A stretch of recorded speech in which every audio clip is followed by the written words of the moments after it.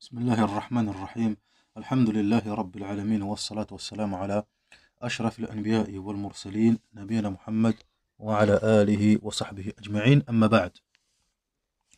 Donc on poursuit Inch'Allah Tabaraka wa Ta'ala notre explication du livre Safinat al-Najah fi al-Fiqh al-Shafi'i del Faqih Ibn Sumayr al-Hadrami rahimahullah Ta'ala. Donc on avait terminé dans le dars al-Madi Makruhat al-Wudu, Sunan al-Wudu wa Makruhatu. On avait terminé dans le cours précédent tout ce qui est en rapport avec Sunan al-Wudu, donc ce qui était recommandé à faire pendant le Wudu et ce qui était détestable. On rentre aujourd'hui dans un nouveau fasl, dans un nouveau sous-chapitre. Nous sommes toujours dans Kitab al-Tahara et ce nouveau sous-chapitre concerne an-Niyya. Qu'est-ce qu'il dit Al-Faqih Ibn Sumayr al-Hadrami rahimahullah ta'ala يقول النية فصل في بيان أحكام النية.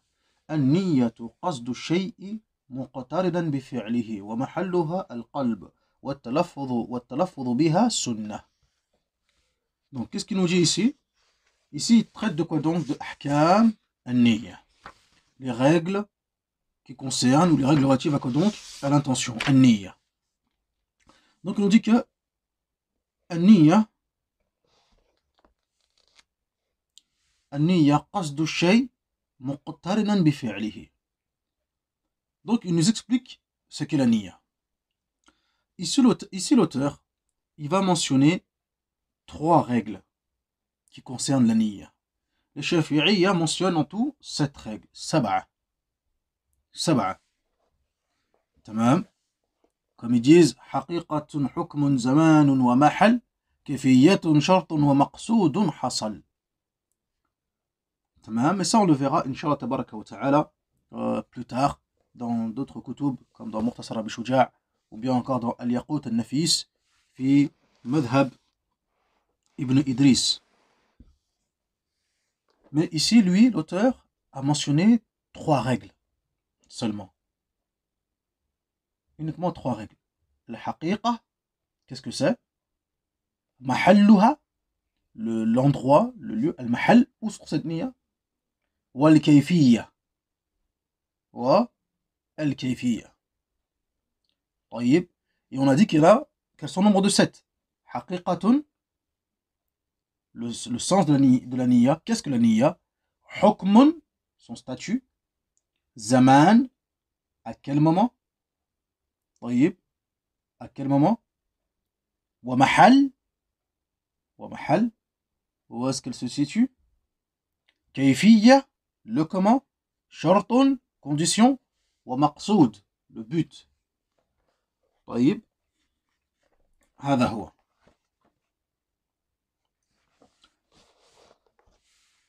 Et ici l'auteur ذكر منها 3, même on peut dire même 4 par la suite, car ensuite il nous explique à quel moment le waqt, justement le zaman de l'intention. طيب, فقال المصنف رحمه الله تعالى قصد الشيء مقترنا بفعله. Donc la niyya, حقيقة النية, qu'est-ce que l'intention?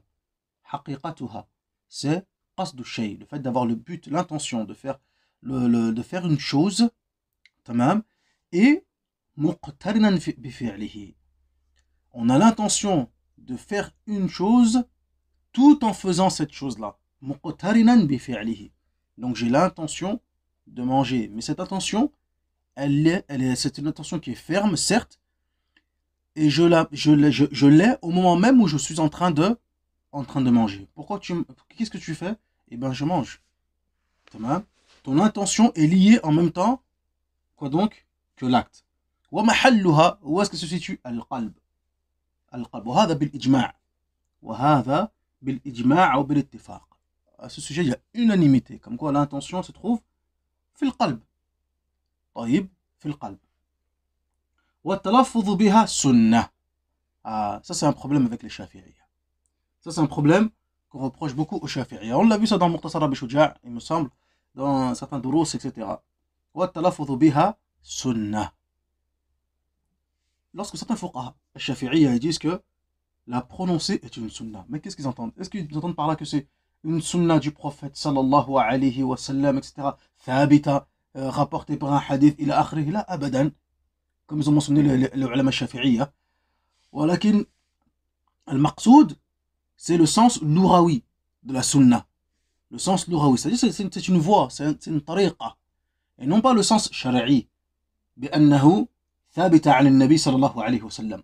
Mais c'est une sunna des fuqaha. C'est un moyen, un ijtihad des fuqaha. طيب. Pourquoi il dit ça les fuqaha? Qu'est-ce qu'ils veulent dire par là? Comme l'a mentionné al-faqih Mohamed al-Nawawi, al-Jawi, al-Shafi'i et d'autres encore, ils disent ليعاون اللسان القلب.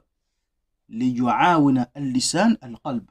C'est pour aider le qalb. En fait, en disant l'intention, on se met en condition. C'est pour aider le cœur à se mettre en condition. لكن محلها القلب. محلها القلب. كما قال الخطيب الفقيه الإمام الخطيب الشربيني رحمه الله dans son explication de Muqtasar Abi Shujaa, dans son livre Al-Iqna', où il mentionne clairement que النية محلها القلب والتلفظ بها ليعاون القلب. ليساعد عفوا ليساعد القلب, pour reprendre ses propos. ليساعد القلب. Mais la prononcer avec la langue, c'est pour aider al-qalb. C'est pour aider al-qalb. Mais à aucun moment les Shafi'iyya, contrairement à ce que l'on peut entendre, à aucun moment les Shafi'iyya ont mentionné que prononcer la niyya est une obligation. Ou bien ont mentionné une formule particulière pour pouvoir prononcer son intention. Là, abadan, c'est quelque chose que de toute façon, tous, on le fait tous parfois sans même s'en rendre compte. On se lève, bon allez, je vais aller prier. Hein, tu te mets en condition, tu l'as prononcé ton intention. Pourquoi tu te lèves? C'est pour aller prier, tu aurais pu le garder dans ton cœur, mais tu l'as prononcé. Tu te mets en condition, etc. C'est dans ce sens-là, ala kulli hal. طيب. Il y a un parmi les anciens Shafi'iyya, parmi les anciens min ashab al-wujuh, وهو Abu Abdullah Zubayri, rahimahullah ta'ala, où lui il a mentionné comme quoi al-niyya, prononcer la niyya, tamam, était une obligation. Était une obligation, et il a mentionné que c'était un qawl de l'imam al-Shafi'i, rahimahullah ta'ala. Lakin al-sahih, comme l'a mentionné l'imam al-Nawawi, rahimahullah ta'ala, al-sahih, c'est que l'imam Abu Abdullah al-Zubayri, fi hadhihi al-mas'ala, il s'est trompé. Comme l'a mentionné l'imam al-Nawawi, rahimahullah ta'ala. Il s'est trompé à ce niveau-là. Il a mal compris une parole de l'imam al-Shafi'i, rahimahullah ta'ala. On détaillera plus cette mas'ala, bid'illah azza wa jal, par la suite, insha'Allah, tabaraka wa ta'ala. Walakin, ala kulli hal, quoi qu'il en soit, donc, la niyya se trouve dans le cœur, et la prononcer, il n'y a pas de mal. Si pour cela, c'est pour aider et s'aider à se mettre en condition. Car il faut le savoir que, comme l'a mentionné les Shafi'iyya, plus d'un parmi les ulama Shafi'iyya, comme Al-Khatib Al-Sharbini, rahimahullah ta'ala, ou d'autres comme Al-Juwayni, rahimahullah ta'ala, dans Nihayat Al-Matlab, quoi donc? C'est que la niyya est dans le cœur. La prononcer, il n'y a pas de mal, c'est pour aider le cœur. Mais si on la prononce sans qu'il y ait le cœur, dans ce cas-là, cela ne sert à rien. Cela ne sert strictement à rien. Aham shay, c'est ce qu'il y a dans le cœur. Car l'intention est dans le cœur. محلها القلب. طيب. ثم قال المصنف رحمه الله تعالى قال ووقتها عند غسل أول جزء من الوجه وغسلها ووقتها عند غسل أول جزء من الوجه. À quel moment doit-on formuler cette intention lorsqu'on fait les ablutions? À quel moment doit-on avoir cette intention lorsqu'on fait les ablutions? يقول الفقيه ابن سمير الحضرمي رحمه الله تعالى, cette intention doit avoir lieu à partir du moment où on lave le premier membre qui est à laver lors des ablutions. طيب, à savoir, تمام, أول جزء من الوجه, la première partie, premier élément du visage, donc la bouche. طيب, أول جزء من الوجه, c'est à ce moment-là qu'on doit avoir l'intention. La première partie que nous lavons du visage, à ce moment-là, on doit avoir cette intention, comme cela est mentionné par Ibn Sumayr, rahimahullahu ta'ala. طيب.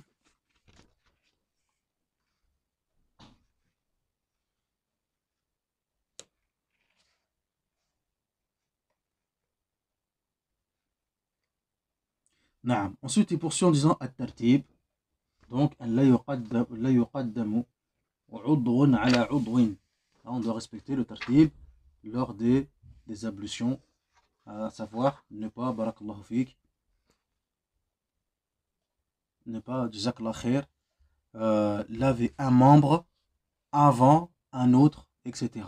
Bien respecter le tartib, comme cela est rapporté dans la sunna du prophète sallallahu alayhi wa sallam.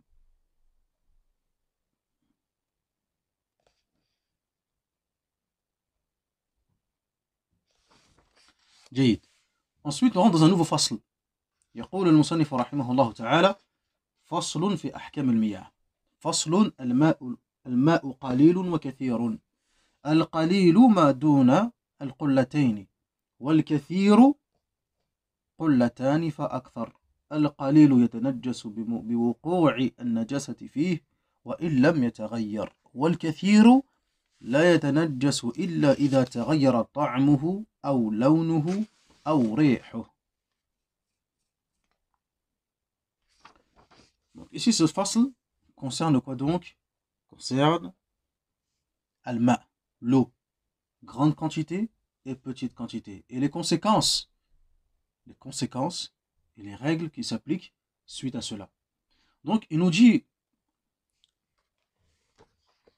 l'auteur, rahimahullah ta'ala, que l'eau en petite quantité est celle qui est en dessous de qullatan. On va définir ce que c'est al-qullatan. Qu'est-ce qu'on entend par qullatan? C'est une unité de mesure. Donc il dit l'eau qui est en dessous de qullatan, dont la quantité est inférieure à qullatan, tamam, c'est une eau qu'on appelle, c'est une eau qui est considérée comme étant petite quantité, qalil.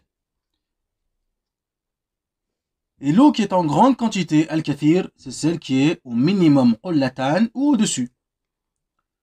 Par conséquent, qu'est-ce que cela implique?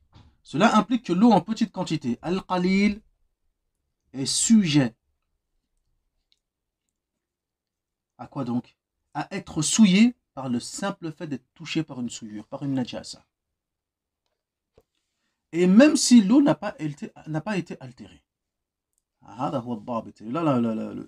le point important sur cette mas'ala, c'est que ce qui nous intéresse ici, c'est quoi?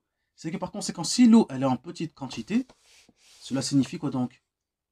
Eh bien qu'il y a possibilité que cette eau soit souillée par le simple fait d'être touchée par une souillure, même si l'eau n'a pas été altérée. C'est-à-dire que ces trois caractéristiques, à savoir la couleur, l'odeur et le goût, même si ces trois choses-là n'ont pas été altérées, ou l'une de ces trois choses-là n'ont pas été altérées, quand bien même le simple fait d'avoir été touché par la souillure, ça rend l'eau souillée. Jayid. Qu'est-ce qui a amené les Shafi'iyya à avoir un tel jugement sur ce sujet? C'est le hadith d'Abdullah ibn Umar radhiyallahu anhuma, إذا بلغ الماء قلتين.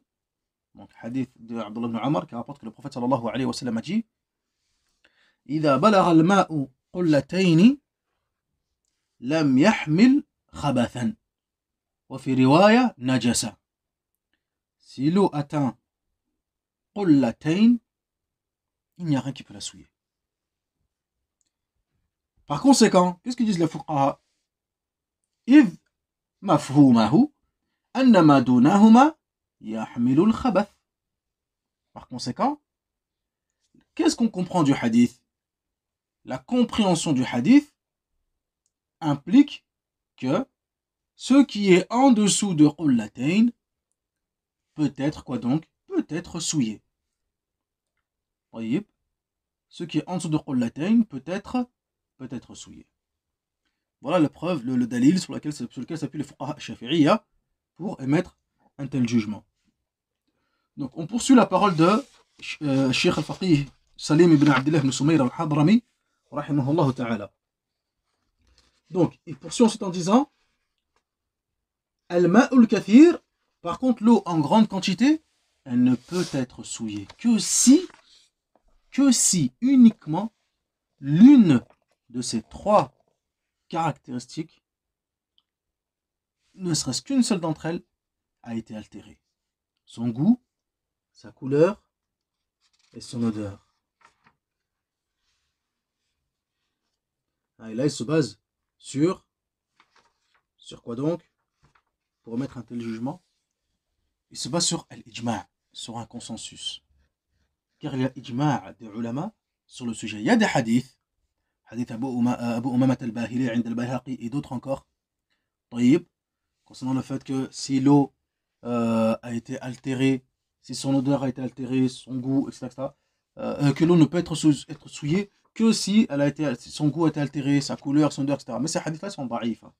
Tous ces hadiths-là, ils sont da'if. Là, il y a ijma'. Cela dit, il y a ijma', il y a un consensus des ulama, des fuqaha sur la question. Tamam. Donc, al-i'timad, par conséquent, ici on s'appuie sur le ijma' et non pas sur les hadiths qui sont da'if.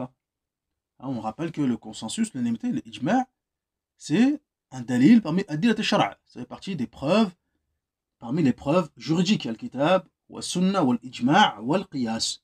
Le Coran, la sunna, le consensus et l'analogie correcte. Wa l'qiyas. Jaïd. Par conséquent ici donc, ad-dabit, qu'est-ce qu'il y a à retenir dans cette mas'ala? C'est que l'eau en petite quantité, en dessous de qullatan. Qullatan est une unité de mesure de l'époque qui signifie quoi donc? 2 grandes jarres. طيب. Tamam. Et cela quoi donc équivaut à combien? Comme disait le Qadi Abu Shuja', dans le Mukhtasar Abu Shuja', 500 رطل بالبغدادي في الأصح. Cela montre quand même qu'il y a un léger khilaf sur le sujet. لكن هذا هو الأصح والراجح والمعتمد. 500 رطل بالبغدادي. 500 litres. Et il me semble qu'on avait fait le calcul, je me souviens plus très bien, que c'était l'équivalent de 200 litres, je crois ou un peu moins, ou un peu plus, je ne me rappelle plus très bien. Inch'Allah, في الدرس القادم, on verra ça, Inch'Allah, tabaraka wa ta'ala. Je reviendrai dessus, bid'Illahi azza wa jal. Ala kullin, donc 500 litres, selon l'unité de mesure de Bagdad. 500 رطل بالبغدادي. طيب.